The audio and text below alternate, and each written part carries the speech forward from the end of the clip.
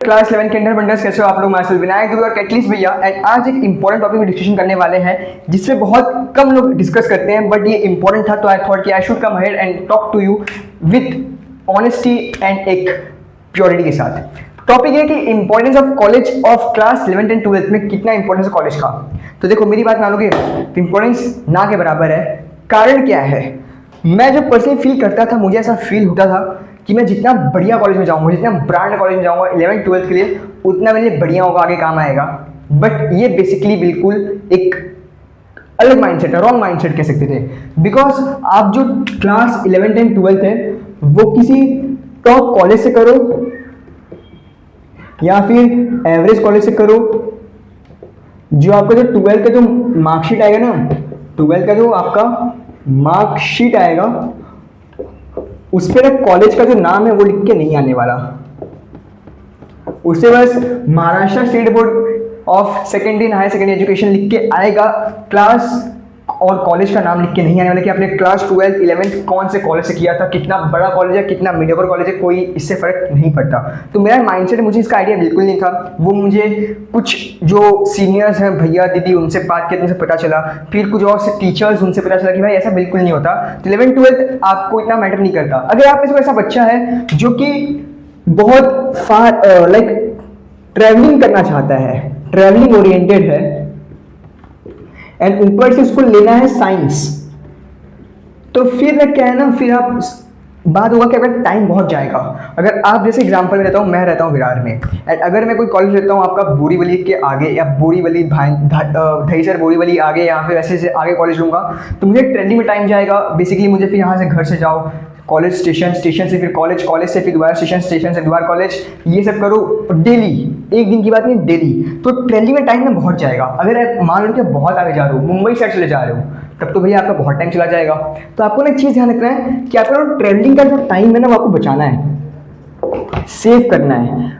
ये आप सोचते कि मैं 11th 12th बहुत हाई फाई कॉलेज में जाऊंगा, आपका टाइम में टाइम जा रहा है। अगर आप ट्रैवलिंग करते ही रह जाओगे, थकान के मारे आओगे, क्या पढ़ पाओगे, कहाँ फिर आप सॉलिड सेट करोगे, कहाँ आप डिफरेंशिएशन, इंटीग्रेशन, कहाँ रोटेशन डायनेमिक्स कैसे कर पाओगे, बिकॉज आपका टाइम तो ट्रैवलिंग खा जा रहा है। तो एक चीज़ अपने माइंड में क्लियर रखना कि आपका जो कॉलेज है ना वो थोड़ा सा नजदीक है, ज़रा ट्रैवलिंग नहीं करना पड़े, ज़रा टाइम लगे।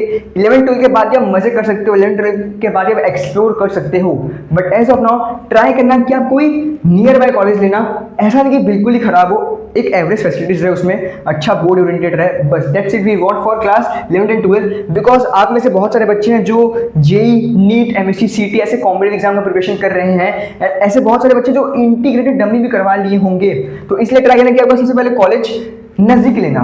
फिर बात करते हैं भैया किस टाइप का और कॉलेज में क्या होना चाहिए। तो ट्राई करना, ऐसा कॉलेज ट्राई करना जिसमें आपको सीएस या तो आईटी मिल जाए। ऐसे कॉलेज ट्राई करें जिसमें आपको सीएस आईटी मिल जाए। आज के टाइम पे ऑलमोस्ट बहुत सारे कॉलेज में आईटी अवेलेबल है। अगर आपको सीएस नहीं मिल पा रहा है, if you are going for PCM, तो सीएस आपको लेना चाहिए। अगर आपके पास पीसीएम या फिर आप पीसीबी में जा रहे हो तो आपको आईटी ट्राई करना अच्छी किया। तो आईटी, अगर पीसी में तभी आप आईटी जा सकते हो। अगर आईटी मिल गया तो आपके लिए बहुत स्कोरिंग हो जाएगा, फिर आप आराम से मार्क्स लेके आ पाओगे 12th में, एंड आराम से 80+ तो बच्चों का आ ही जाता है बड़े आराम से। इसलिए ट्राई करना कि आपको सीएस आईटी मिल जाए। तो आपको कुछ दो प्रेफरेंस है। प्रेफरेंस नंबर 1 कि आपको जो ट्रैवलिंग और टाइम बचाने का ट्राई करें कि आपका टाइम बचे। दूसरा कि आप ऐसा कॉलेज ट्राई करें जहाँ पे आपको सीएस आईटी में से कोई एक सब्जेक्ट मिल जाए। ऐसा मत करना कि मैं ज्योग्राफी ले रहा हूँ साथ में हिंदी ले रहा हूँ, तो फिर आपके लिए बहुत कॉम्प्लेक्स हो जाएगा एंड मार्क्स पे आपका 12th में जो परसेंटेज है वो धीरे धीरे से आपको फील नहीं होगा बट कम हो जाएगा। तो ये दो इंपॉर्टेंस है। इसके अलावा कोई ऐसा इंपॉर्टेंस नहीं है कॉलेज के बारे में। बेसिक फैसिलिटी आपको अच्छा होना चाहिए, बीइंग प्रैक्टिकल लैब, ये सब, बस बाकी और क्या चाहिए अपने को। ये दो चीज़ें आपको मेन फोकस होना चाहिए। इनमें से कोई दोनों अगर आप फुलफिल हो जाए तो आपके लिए बहुत इजी पड़ जाएगा। मेरे लिए तो भाई दोनों ही इजी पड़ गया था, तो मेरे लिए बहुत इजी हो गया क्लास 11 एंड 12 के लिए। तो ट्राई करना कि आपका main focus travelling and CSIT पे रहना चाहिए, इनमें कोई मिल जाए। एंड दूसरा कि इंपॉर्टेंस ऑफ कॉलेज, तो कॉलेज का कोई इतना इंपॉर्टेंस नहीं है। 11 12 में आप कौन से हाई फाई कॉलेज से किए हो या फिर एक एवरेज बिलो एवरेज कॉलेज से किए हो, बिल्कुल फर्क नहीं पड़ता। जो आपका जो सर्टिफिकेट आएगा क्लास 12 का मार्कशीट, उसे बस महाराष्ट्र बोर्ड का ही रहेगा पूरा इन्फॉर्मेशन।